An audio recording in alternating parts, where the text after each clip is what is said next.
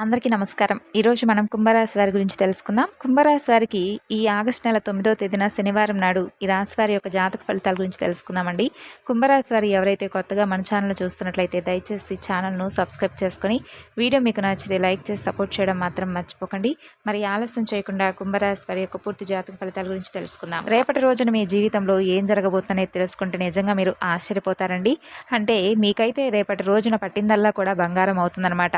అంటే మీరు ముట్టినటువంటి ఏదైనా కానీ మట్టిని పట్టుకున్నా కానీ అది బంగారం అవ్వబోతుందని చెప్పి అర్థం అనమాట. ఎందుకంటే వీరికి ఈ రేపటి రోజున చాలా మంచి అంటే గ్రహాల యొక్క సంచారం యొక్క పరిస్థితుల ప్రభావం వలన మీ జీవితంలో రేపటి రోజుల అనూహ్యమైనటువంటి కొన్ని ప్రభావాలు అయితే మీకు కనిపించబోతున్నాయి. అంటే మీరు చేస్తున్నటువంటి వృత్తిపరంగా కావచ్చు, వ్యాపార పరంగా కావచ్చు, ఇలా ఏదైనా కానీ రేపటి రోజున మీకు మంచి లాభాలు అయితే ఎక్కువగా కనిపిస్తున్నాయి. అలాగే రేపు మీరు ఏదనుకున్నా కానీ మనసులో ఉన్నటువంటి కోరిక కావచ్చు, సమస్య కావచ్చు, ఇలా ఏదైనా కానీ మీ నుండి చాలా మంచి సమాధానం, పరిష్కారం అనేది దొరుకుతుందనే చెప్పుకోవాలన్నమాట. అలాగే వీరికి రేపటి రోజున అనుకున్నటువంటి కొంతమంది వ్యక్తుల ద్వారా కొన్ని వెన్నుపోటు కూడా పొడిచేటటువంటి వ్యక్తులు ఎవరనేది తెలుసుకుంటారు. అంటే కొంతమంది వ్యక్తులు మీపై విపరీతమైనటువంటి కోపంతో తీవ్రమైనటువంటి పగను పెంచుకొని ఉన్నటువంటి ఆ వ్యక్తులు ఎవరనేది కూడా మీకు తెలుస్తుందన్నమాట.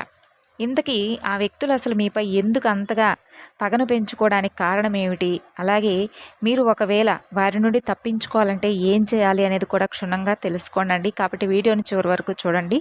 ఇక మీకు మంచి లాభాలు అయితే రేపటి రోజున చూపిస్తుందండి. మీ రాశి పరంగా చూసుకున్నట్లయితే మీ మనసులో ఉన్నటువంటి వ్యక్తులు మంచి అంటే మీ మంచి కోరేవారా లేదంటే చెడు కోరేవారా అనేటటువంటి విషయాల గురించి కూడా రేపటి రోజున మీరు తెలుసుకుంటారు. ఎదుటివారి కష్టాల్లో ఉంటే మీ కష్టంగా భావించామే, ఇటువంటి వారిగా మేము సహాయం చేసిందని చెప్పి బాధపడేటటువంటి రోజుగా రేపటి రోజున చెప్పుకోవచ్చు.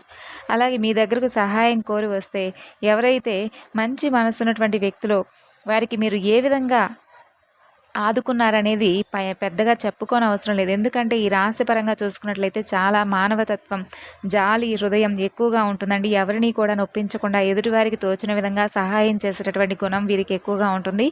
అలాగే వీరికి ఏంటంటే విపరీతమైనటువంటి కోపం వస్తుంది. ఆ కోపానికి తగినటువంటి అర్థం కూడా ఉంటుందన్నమాట. డబ్బులను బాగా సంపాదించాలి అని చెప్పి అనుకుంటారు. సంపాదించినటువంటి డబ్బుల్లో నలుగురికి ఏదైనా చేయాలని చెప్పి అనుకుంటూ ఉంటారు. కాబట్టి ఈ రాశి వారు నిజంగా ఏంటంటే అదృష్టవంతులే.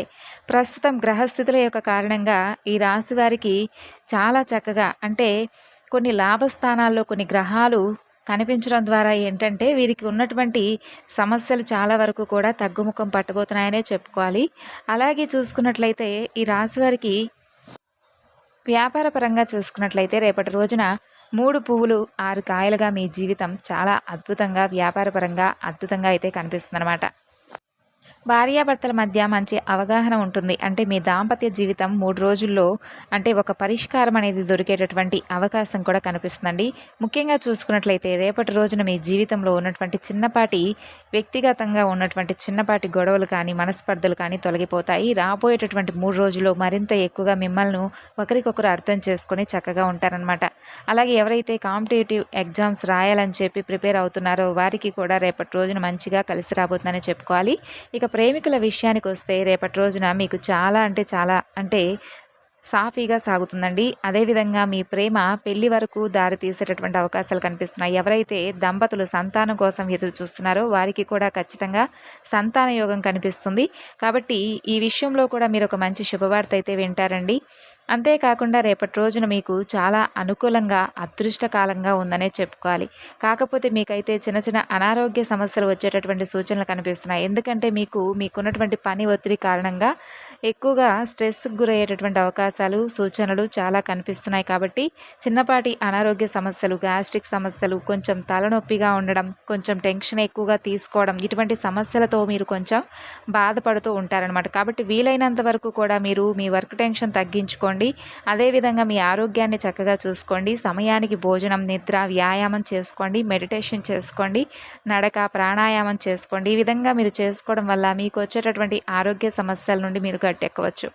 ఇక రేపటి రోజున ఇంకా చూసినట్లయితే రేపటి రోజున చక్కగా కలిసి రాబోతుందని చెప్పుకున్నాం కాబట్టి మీరు చేస్తున్నటువంటి అన్ని పనుల్లో మీకు అద్భుతంగా ఉంటుంది. కాకపోతే మీకు అనారోగ్య సమస్యలు కనిపిస్తున్నాయి కాబట్టి వాటిని మీరు సరిదిద్దుకోవాలి. అలాగే అనుకూలమైనటువంటి ఫలితాలు మరిన్ని ఎక్కువగా మీరు పొందాలంటే మీరు మాత్రం రాత్రి నానబెట్టినటువంటి శనగలను కానీ ఉలవలను కానీ ఉదయం గోమాతకు ఆహారంగా అందివ్వండి. అలాగే పేదవారికి అన్నదానం వస్త్రదానం చేయండి. తద్వారా మీకున్నటువంటి ఏదైనా చిన్నపాటి సమస్యలు ఉంటే అడ్డంకులు ఆటంకులు తొలగిపోతాయి. అంతేకాకుండా జాతక దోషంలో ఏదన్నా కానీ మీకు ఏదన్నా అంటే బాగలేదని చెప్పి అనిపించినా కానీ ప్రతికూలమైనటువంటి సమయం కూడా మీకు అనుకూలంగా మారడానికి అవకాశాలు అయితే స్పష్టంగా కనిపిస్తున్నాయి. అంతేకాకుండా రేపటి రోజున మీకు ఎవరైతే ప్రయాణాలకు అంటే కొంచెం దూర ప్రాంతాలకు వెళ్ళాలని చెప్పి ప్రయాణాలు చేస్తున్నారో అటువంటి వారికి కొంచెం కష్టంగానే కనిపిస్తుంది. కాబట్టి దూర ప్రాంతాలకు ప్రయాణాలు ఏదన్నా ఉంటే కొంచెం వాయిదా వేసుకోండి. అలాగే రేపు మీరు ఒక ముఖ్యమైనటువంటి అంటే మీకు తెలియనటువంటి ఒక ముఖ్యమైనటువంటి వ్యక్తిని కలవబోతున్నారనమాట. ఇదేమిటి తెలియనటువంటి వ్యక్తిని కలవడం ఏమిటా అని చెప్పి ఆశ్చర్యంగా ఉంది కదా. అంటే మనకు తెలియకుండా ముఖపరిచయం లేనటువంటి వ్యక్తులను మీ జీవితంలోకి ఆహ్వానించబోతున్నారనే చెప్పుకోవచ్చు. కాబట్టి వారి ద్వారా ఏదైనా మీరు సలహాలు సంప్రదింపులు తెలుసుకోవడం కానీ లేదంటే మీ పని ద్వారా ఏదైనా మంచి విషయాలను తెలుసుకోవడం కానీ ఇటువంటివి రేపటి రోజున అనూహ్యంగా మీరు ఊహించని విధంగా కొన్ని విషయాలు వారి ద్వారా తెలుసుకొని అబ్బురపడతారు. అంటే మీకు కూడా తెలియనటువంటి విషయాలను కొత్త విషయాలను వారి ద్వారా తెలుసుకున్నందుకు ఆశ్చర్యపోతారు. అలాగే గందరగోళమైనటువంటి స్థితి కూడా రేపటి రోజున కనిపిస్తుందండి. కొంచెం అంటే చదువుల పట్ల కావచ్చు లేదంటే ఇంకేదైనా ఉద్యోగం పట్ల కావచ్చు భయం అనేది బాగా కనిపిస్తుంది. కాబట్టి అదంతా కూడా కొంచెం జాగ్రత్తగా చూసుకోండి. అధికంగా ఎక్కువగా టెన్షన్కి అయితే గురి కాకుండా జాగ్రత్తగా ఉంటే మంచిది. ఇక ఉద్యోగస్తులకు పని భారం సాయంత్రం కల్లా తగ్గిపోతుంది. అధికారులు ఇచ్చినటువంటి పనులను సకాలంలో పూర్తి చేసి గొప్పగా మెప్పును కూడా పొందేటటువంటి అవకాశాలు కనిపిస్తున్నాయి. మీ పనులతో తోటి ఉద్యోగస్తులు కూడా సహాయాన్ని అందిస్తారు. వారి హెల్ప్తో మీ పనులన్నీ కూడా సకాలంలో అయితే పూర్తవుతాయి. ఇక రేపటి రోజున వ్యాపారస్తులకైతే వ్యాపారపరంగా ఉండేటటువంటి చిన్న చితక ఆటంకాలు కూడా తొలగిపోతాయి. వడిదుడుకుల నుండి మీరైతే బయటపడతారండి. వ్యాపారపరంగా ఉన్నటువంటి సమస్యలకు పరిష్కారాన్ని వెతుకుతారు. అలాగే వృత్తిపరంగా కూడా అనుకూలతనే బాగా ఎక్కువగా కనిపిస్తుంది. కుటుంబంలో ఉండేటటువంటి చికాకులు తొలగిపోతాయి.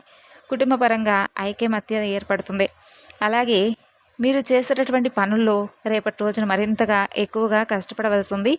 ఆరోగ్యాన్ని అయితే తప్పకుండా జాగ్రత్తగా చూసుకోండి. మీ ఆహారం పైన కూడా రేపటి రోజున శ్రద్ధ వహించాల్సి ఉంటుంది. అలాగే మీరు మీ స్నేహితులతో కానీ లేదంటే కుటుంబ సభ్యులతో కానీ ఎక్కువ సమయాన్ని గడిపేటటువంటి అవకాశాలు కూడా ఉన్నాయి.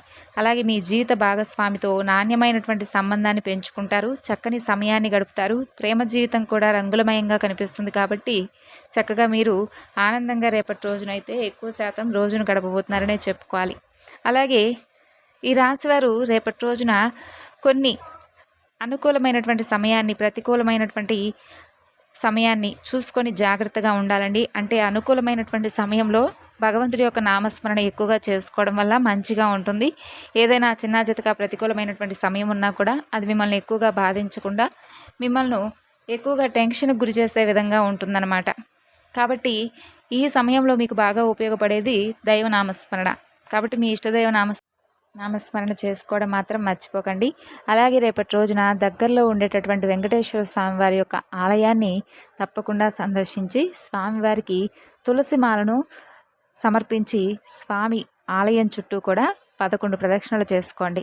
అలాగే రేపటి రోజున మీకు ఏదైనా కానీ అంటే మీ మనసులో ఏదైనా కోరిక కానీ సమస్య కానీ ఉంటే స్వామి ముందు చెప్పుకొని ఈ సమస్య నుండి మాకు రక్షణ కల్పించండి స్వామి అని చెప్పి మరీ స్వామిని వేడుకునేందుకు ప్రయత్నించండి.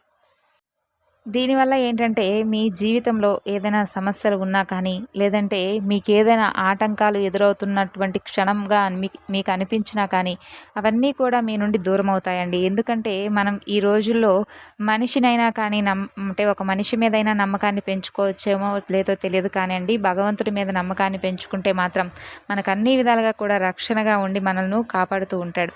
కాబట్టి అంత మంచిగా మనకు ఒక మంచి అవకాశాన్ని ఇస్తున్నటువంటి భగవంతుడిని మాత్రం విస్మరించకుండా మనకి ఏదైనా కానీ సమస్య వస్తున్నా సమస్య రాకపోయినా ఎప్పుడూ కూడా మనం ఎంత బిజీగా ఉన్నా ఎన్ని పనులున్నా కానీ భగవన్నామస్మరణ చేసుకుంటూ ఉండండి.